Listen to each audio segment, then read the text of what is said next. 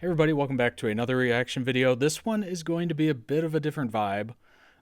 This is actually going to be Craig Ferguson eulogizing his father who passed, on his late night show. And this should be an interesting thing to react to. I think this is the first time I've ever reacted to anything that wasn't either a comedy or action or music. So this will be interesting. This was recommended by a viewer like you. Subscribe to the channel, like the video if you like it, and let's go.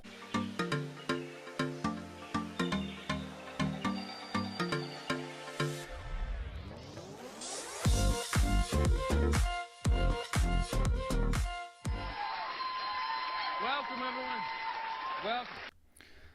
Apologies for the video quality. That is the best quality I could find. Welcome to Los Angeles, California. Welcome to the Late Late Show. I'm your host, TV's Craig Ferguson. Please sit down, relax. It's going to be a bit different tonight. A bit of a different show. My father, Robert Ferguson, died on Sunday. And I was in Scotland last week, and I said goodbye. So Oh, he's wearing the suit for it, right? tonight, it may not be a flowing or accomplished piece of television that you're going to see, but I don't care. And I want to tell you, if I get weepy and I don't want any slow camera zooming in and music and stuff like that, you don't need to manufacture the drama. My heart's broken, my father's dead, that's enough. Now listen, I pride myself on being honest when I come out and do this. I feel the deal I've made with you over the time I've been here that I come out and talk about what's on my mind. And if I didn't do this, it would be shameful. So I've got to talk about this tonight. I didn't feel right, you know, coming out and doing my usual complaining about Starbucks, you know, and there's... But I'll be back on them tomorrow night, you know, you know, the half-assed impression of Sean Connery will be back tomorrow. Michael Caine will be back in space. There'll be frisky ponies and cheeky monkeys and emails and the rest of that nonsense. That'll be tomorrow night. But, and tonight will not, it won't all be somber. My father was 75 years old. He lived a very full life. It's a full life.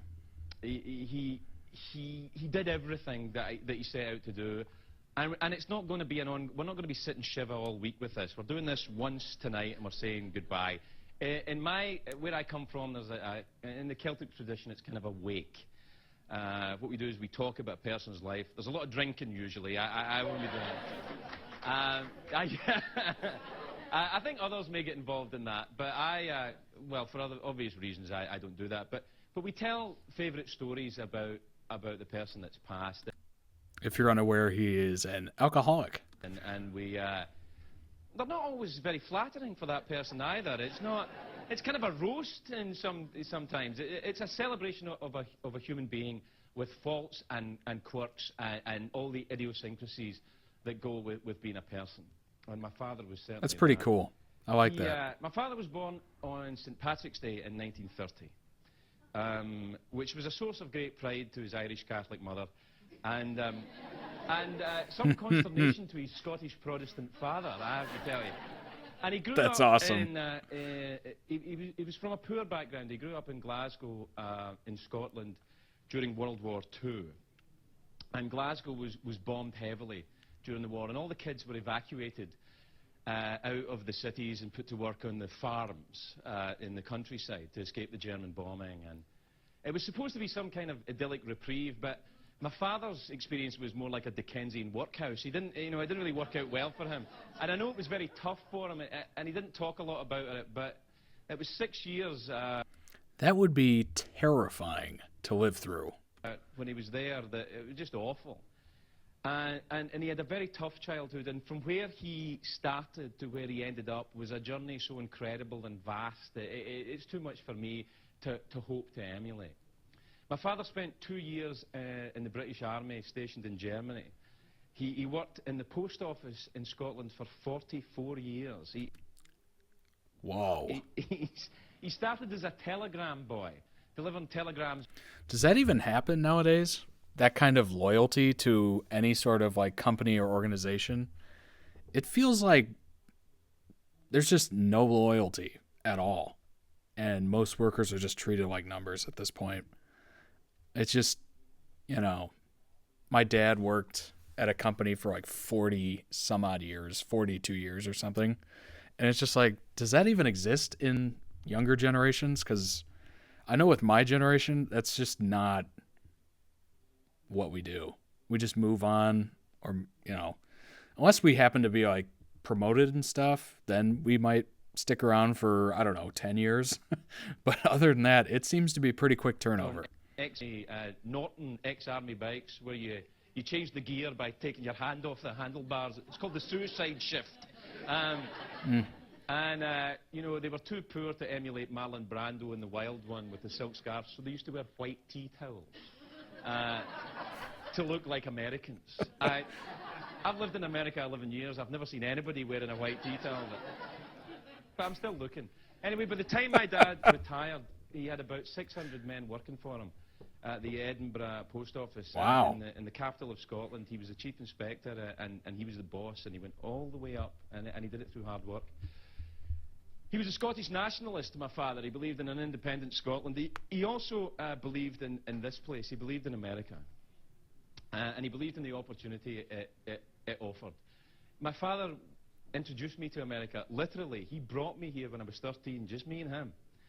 We went to, used to get cheap airfares from Freddie Laker, and I think it was like $100 or something. And we came over and we visited my father's... It's the beauty of America. It's aspirational for a lot of people. It's very cool that it still is kind of like that today. You know, maybe less than it was, but it still is for a lot of folks. Brother Michael James, who had moved to Long Island, and I've talked here and I've talked lyrically often about the summer I spent there as a teenager at 13 years old. And I talked to my father about it recently. He said, "Where did you get the idea I get the whole summer off work? We were there 3 weeks." But in my mind, it was a life-changing experience. I fell in love with America then. I decided then to come back. And my father, thanks. My father believed in hard work. And I believe that that's how my father expressed love. There's something spiritual in hard work. I think spirituality is not all about aromatherapy and scented candles. I think for my dad it was about getting up early and working hard and making a better life for his kids. And that's what this man did. Every Christmas in the post office there was something called the pressure. It was when the mail started to build up and more mail, and all the postal workers were working 12-hour shifts all the time. It was crazy amount of work they were doing. And now I think it's called going postal. Then it was called... And he worked his ass off the whole month of December. But every Christmas morning he would wake up with me and my brother and my sisters and help put the presents together.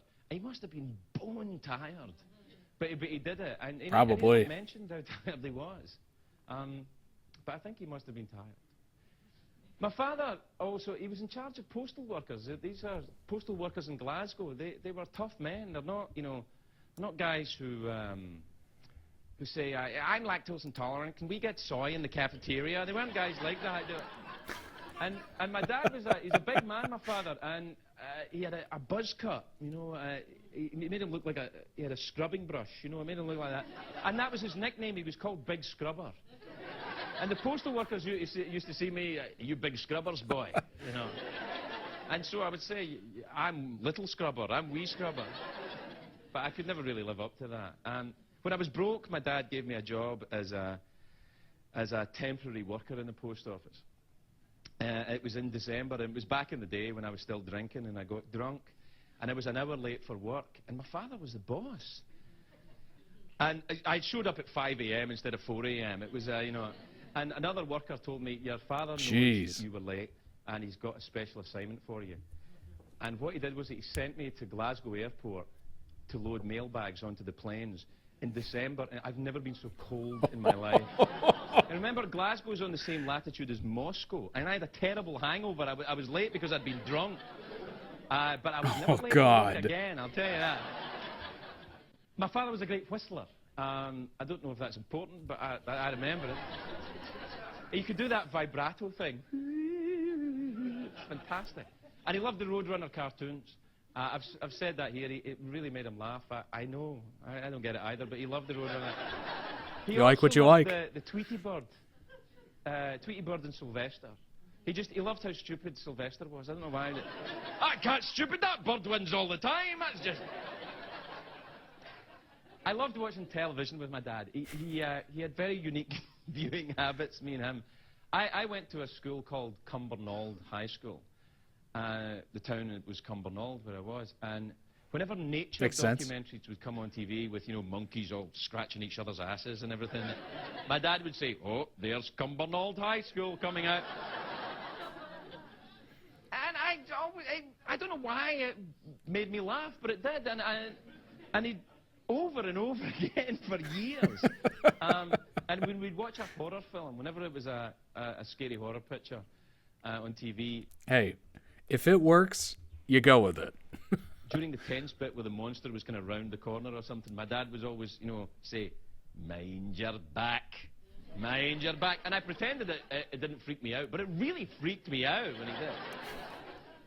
And when I was watching television with him, I used to sit in front of him, and he would sit behind me, and he'd put his hand on my head.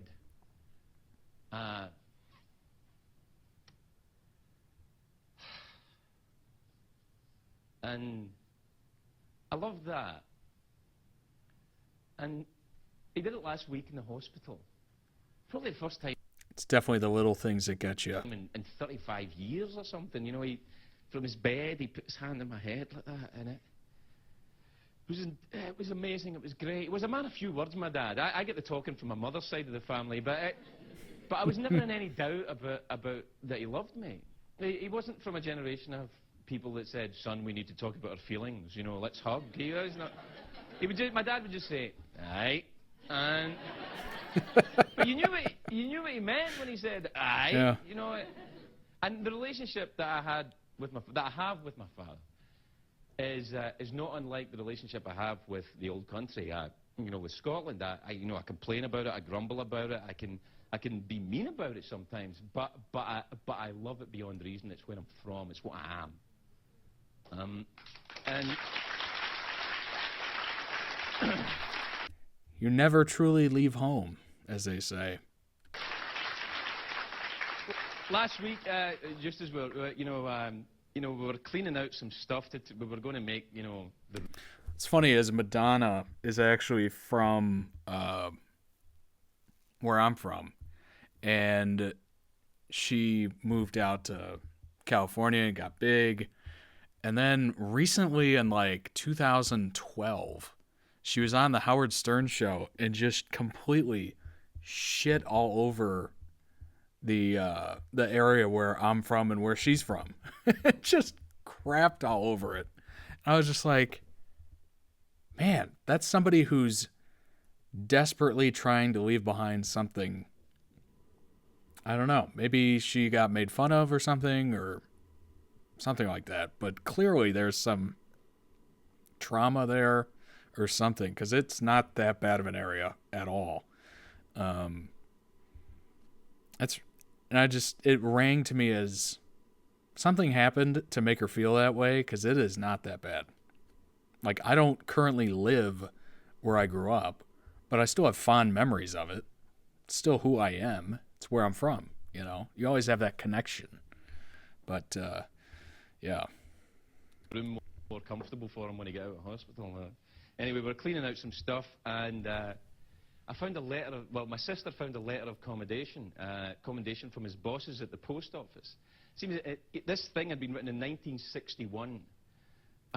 He'd had it in his pants since 1961 about a fight that had broken out in the mail trains where he used to work, and he'd stopped it. You know, he'd got in the way, and people were very grateful. It was a terrible incident, and the incident was dated September 1961. Now, I was born in May 1962.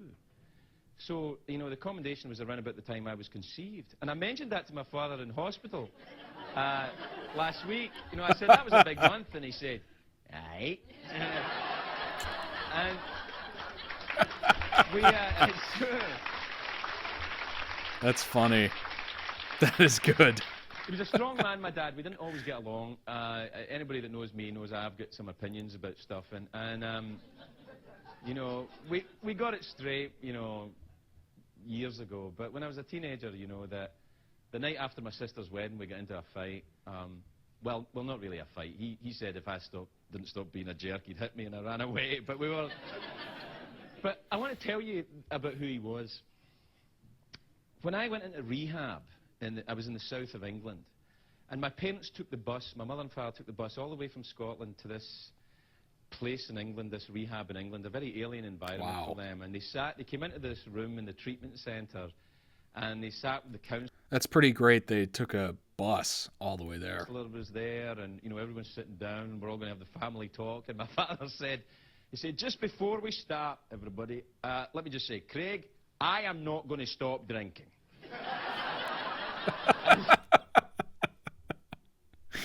I officially love his dad. I said, all right, you don't need to stop drinking. It's about me stopping drinking. Anyway, I want to tell you something that happened last week. I was my father had a mantra. He had a thing. He always used to, when I was going to the show business, you know, my mother said, get a trade, you must get a trade, you must, you know, have something to fall back on. But my father didn't say anything like that. That's actually kind of smart. Nowadays, trade work is money in the bank. Plumbers, electricians, etc., etc. He said, do a job that you love. Job satisfaction. And you can be anything you want to be. As long as you have job satisfaction, you can be anything you want to be. And he kept repeating that. My brother and I used to tease him about it. Job satisfaction. Anything you want to be. And we were in the hospital last week in Scotland, and my father That's good was dying, advice. and he knew he was dying. As long as you can, you know, maintain a lifestyle and that you're comfortable with, etc., etc. Yeah, I mean, that's good advice. And my son was there with me. He's 4.5. And my son was in, and he drew a picture from my dad of some trees and, you know, a beautiful day, and we put it up on the wall. And he sang my dad, you know, Rudolph the Red-Nosed Reindeer, you know, which everybody wants to hear when they're in pain, and it's the middle of January, and my son sang him the whole thing, you know, Dasher and Dancer and the whole thing. And, you know, and he got through that. But then something happened. My son said, oh, I've got a great idea. And he went underneath my dad's hospital bed. And he sang, he said, I'm going to sing a song, and you can't see me. For some reason, he thought it'd be very funny, yeah? Maybe I'll try it here one night. And then, and he sang, just as my father was lying in bed, my son sang a song that he picked up from one of the kids, you know, all these endless kids' albums that come out. My life's full of them. And Kids Bop. and my son sang this. We were sitting there with my dad in the great drama of the deathbed, and my son sang, you can be anything you want to be. You can be. And I saw my dad, even in the pain, you know, something like that, and a smile crept across his face. And it was fantastic. I miss him. You didn't know him. That's your loss. He was a great man. And it's hard to say goodbye to people. It's hard to say goodbye to parents. And when I left my dad, we got it straight. I said goodbye to him. And I couldn't... Man, a lot of people do not have that luxury. And a lot of people didn't have that luxury last year. I don't know. Maybe you're watching this 3 years from now. But during the pandemic, a lot of people had to say goodbye to people from a distance. And they weren't allowed in the hospital and whatnot. So it's tough. So a gesture came to me which I felt worked, and I think he knew it as well. I punched my chest and I threw him my heart. Good night, Dad. Sad and funny, and you know, I like the style of that kind of wake, where you kind of bring up the flaws, but you bring up the good, and you bring up the funny, and you bring up the sad, and you just kind of reflect on that person's life, the impact they've had on your life, the impact they've had in their community, et cetera, et cetera. That gesture of throwing him the heart. Like, that's cool. I like that. I might actually steal that. Yeah, saying goodbye is tough. Saying goodbye is really tough. Leave a like if you enjoyed the video, which seems weird to say for this particular video, but leave a like anyway. Subscribe to the channel, and yeah, I don't mind reacting to stuff like this. It just really makes you kind of reflect on life, doesn't it? We didn't know his dad, but there was tons of great stories that showcase the kind of guy he was, and seems like a pretty cool dude. And obviously why Craig turned out to be such a good person, even though he had some demons and whatnot. But yeah, really entertaining, really thought-provoking, and pretty sad. But yeah, see you in the next one.